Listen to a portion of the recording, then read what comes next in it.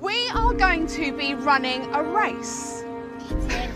However, your starting position in this race will be decided by the answers to questions that we are going to be asking you. Sorry, what? It's a joke. Get it? It's a race about racism. It's a joke like the kid said. Well, I am certain that this lady is going to give these kids a fair rendition of the world and won't try to play any manipulative games to make these kids dislike each other based on race. I mean, that would be insane. This activity is intended to explore how society favours one race over others. People often confuse white privilege with being wealthy or being rich, and it isn't about that. What it's about is the absence of having to live with the consequences of racism. What exactly does the consequences of racism mean? You didn't specify, so basically it could mean anything. Does that mean I have to feel guilty about slavery, which is something I never participated in and is also something that pretty much every single race has done to other races? How about you thank the West for leading the charge in making slavery illegal, because there are many other parts of the world where it still exists. Interestingly enough, Japanese Americans were subject to racism in the 1940s. Do you remember when the US government and the media establishment fear-mongered everyone into being okay with Japanese people having their property stolen and being thrown into concentration camps? That was around 80 years more recently than slavery, yet Japanese people seem to be doing just fine. So is this really about the consequences of racism, or are you just trying to divide and conquer people? Anyway, let's hear the rules of this game. If the question applies to you, you will take a big step forward. If the answer to the question doesn't apply to you, you stay where you are. Oh wait, I forgot to check who this was made by. Let's see. It looks like it was made by Channel 4. Well, that makes sense. Remember this Channel 4 interview with Jordan Peterson where they spent the whole time strawmanning him? You cited freedom of speech in that. Why should your right to freedom of speech trump a trans person's right not to be offended? Because in order to be able to think, you have to risk being offensive. I mean, look at the conversation we're having right now. You know, like you're certainly willing to risk offending me in the pursuit of truth. Why should you have the right to do that? It's been rather uncomfortable. Man, imagine censoring people, firing them, or throwing them in jail because something they said made you uncomfortable. Truth tends to be uncomfortable, so I can think of nothing that is more authoritarian than that. Let's get more into it, but first, if you like the content you see on this channel, then consider making a donation. Viewer support helps keep me independent and it helps fund the channel. Links to my PayPal, Patreon, and Subscribestar pages can all be found in the description. And also, don't forget to support me on Alt Tech. Links to my Odyssey, Rumble, and Minds pages can all be found in the description as well.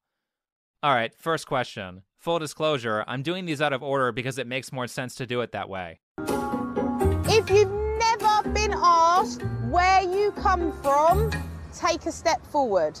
Okay, I'm white and I've been asked about my racial heritage a ton of times throughout my life. How is this a disadvantage? This question about where you're from is actually a conversation starter. If you have good communication skills and come from a place that's unique, it can make for some really interesting dialogue. Interesting dialogue that will make people like you and be way more invested in your success. I'm not sure how small talk is racist because questions like this are an opportunity to show people who you are. But I guess in 5 years, I'm going to be called prejudiced for asking how someone's day is. Question number 2. If you have ever been the only person in the room of your race, take a step backwards.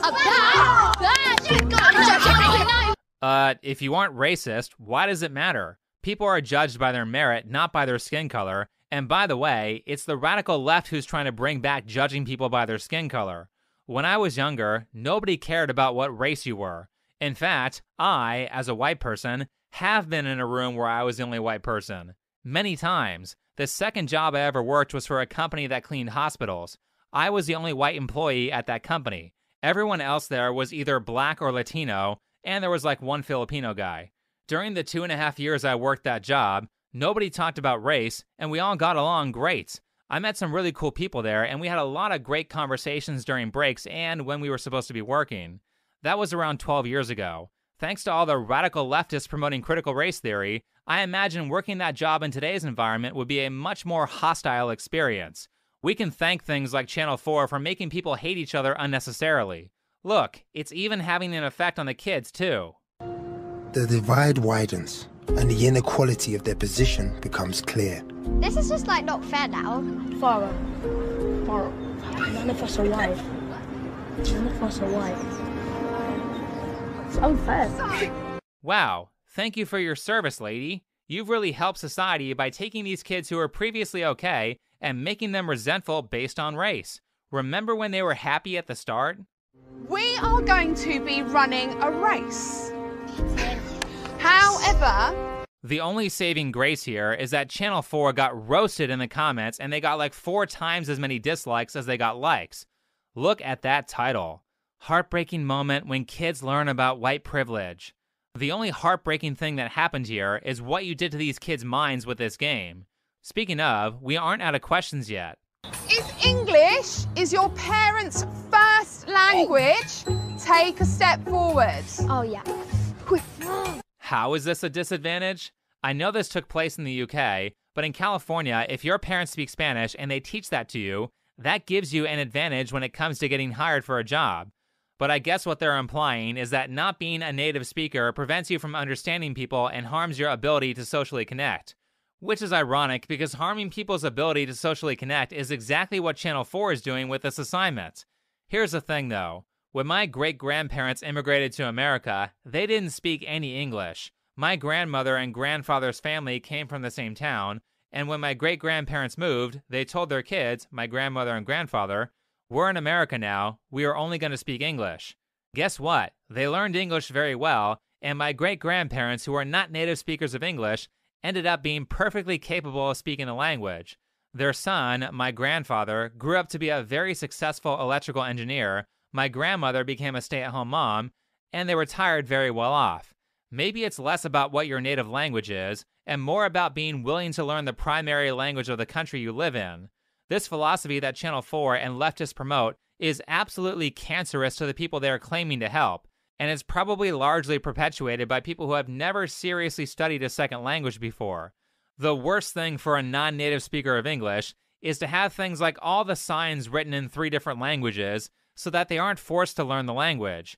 If you know anything about language acquisition, then you know that if you really want to learn, you need to put yourself in an environment where you have no other options but to learn the language. Otherwise, you'll revert back to your native language at every opportunity, and you'll learn nothing. If anything is preventing people who don't speak English natively from succeeding, it's the radical leftist ideology that keeps giving these people cop-outs so that they don't have to learn the language, which forces these people into ghettos where they can only interact with people who speak their language instead of having access to the rest of the country. Tell me, are you going to have more job opportunities if you can only speak to the small number of people who speak your language? Or are you going to have more job options if you speak a language that will allow you to communicate with the entire country? As I've said many times before, the radical leftists who promote this stuff are not your friends. Sorry this is kind of a big rant, but this bugs the crap out of me, particularly in a time where it's cheaper and easier than ever to learn a new language.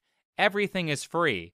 You can learn English for free on YouTube and practice by walking outside. That's not just English, by the way. You can find language resources these days for most languages either for free or at a very low cost. And before I get called a racist, know that I've been learning Japanese for a number of years and I am very close to conversational fluency, so I know exactly how much work it takes to learn a second language. It's just so stupid because I'm trying to teach people lessons that will pull them out of poverty, yet in response, the radical left calls me racist, which keeps those people down, and somehow the people on the radical left are the good guys. Okay, rant over. Last question. If you've never had to be worried about your family being stopped and searched, take a step forward. I don't get worried about if people ask me to stop and search. Who isn't nervous around the police? The police have been trained by the government to do tons of illegal stuff and trick you into giving up your rights.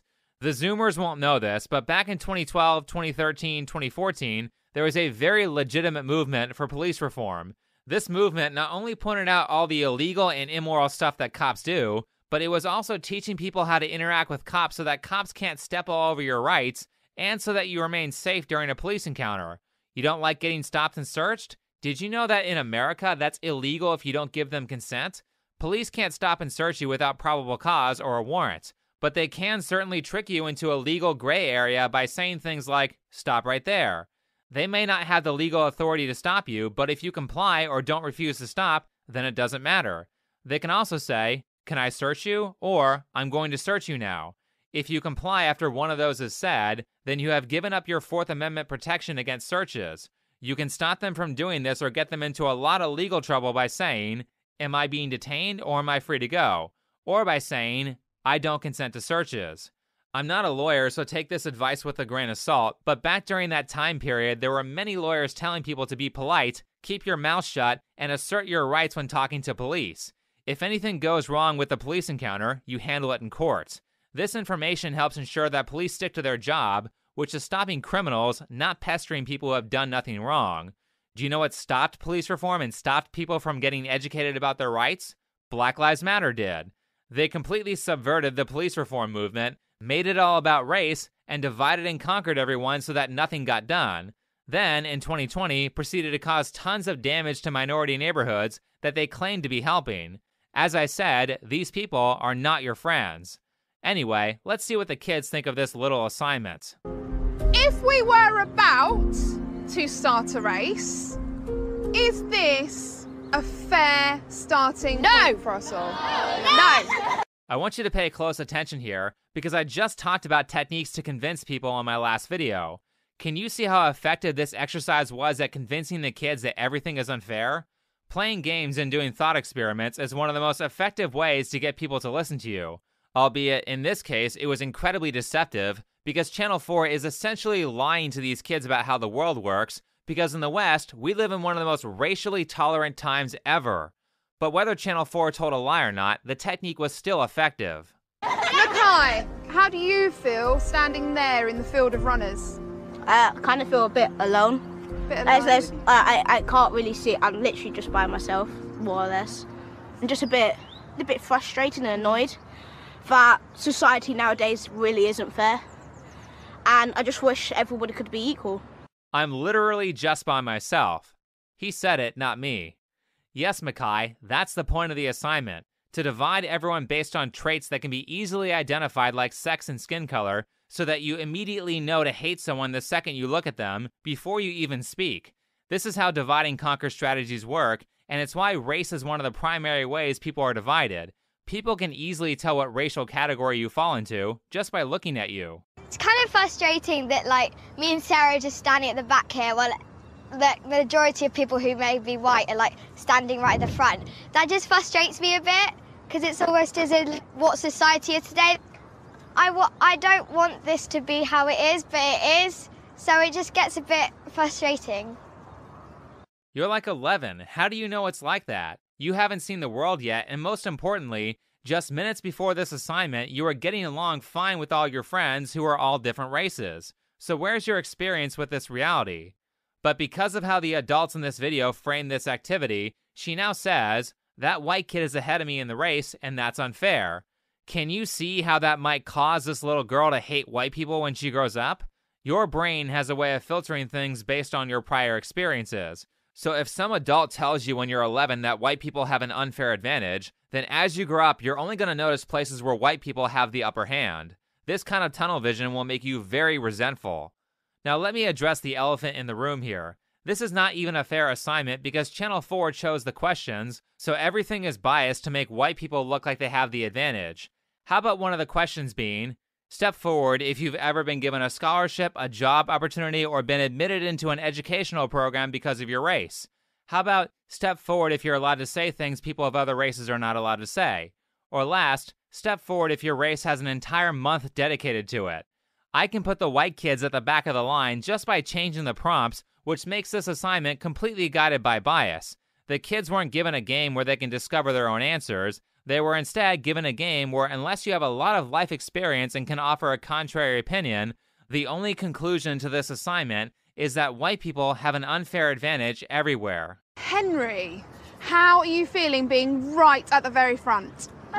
It feels quite weird because if you think about it, I think all of us should be at the same point, but sadly the questions, the ways that they were put didn't favour some people, which I think is quite unfair. So now we have a group of kids who are resentful and a young white kid who has been made responsible for the inequality and now feels guilty for something he didn't do. Perfect. That's exactly what the radical left and the establishment want, because it keeps us from uniting against the real powers who are screwing us over. The establishment has found a way to have us argue over arbitrary nonsense like race, which is something that we have no control over. People shouldn't be made to feel inferior or guilty because of the situation they were born into, but that's exactly what this Channel 4 assignment did. Ultimately, to fight this divide and conquer strategy, we have to work things in reverse. The strategy of the establishment is to convince us to find reasons to hate each other, which is very antisocial behavior. To counteract that, we need to find reasons to get along. That's why this practice of finding common ground in debate is so important. If debate is just about what we don't like about each other, then all it will do is make the problem worse. Which means every single time you have an argument with someone, you need to be actively looking for places where you agree, even if you don't fully agree on the main topic. Now, it's fine to point out the negatives when things are going wrong, but if all you do is look for negativity, then you're going to find yourself destroying your personal relationships, and you'll end up very socially isolated. You need to make an effort to find positive things about people. I try to do that in every video. Believe it or not, I even did it in this one. I don't like what Channel 4 did, but I did give them points for very effectively convincing the children of their viewpoint. That tiny bit of nuance is important. It's not going to change my opinion on the moral character of Channel 4, but this practice of finding people's positive traits is important because there are a ton of people in real life who fall into a gray area who you may be dismissing because you have only looked at the characteristics they have that offend you. If that doesn't describe the current political divide, then I don't know what does. How many people have dissolved friendships or ostracized family members, completely forgetting all the good things those people have done, simply because they voted for the wrong political candidate? Don't be like that. Look for the good in people, even in those you hate. But with that said, I think that's enough for this video. So if you liked it, hit the like button, subscribe if you're new, comment and share. If you would like to support this channel, then you can do so with PayPal, Patreon, or Subscribestar. You can find all of those links in the description. Last, don't forget to check me out on Odyssey, Minds, and Rumble. You can also find those links in the description. Otherwise, thanks for watching, and I'll see you in the next video.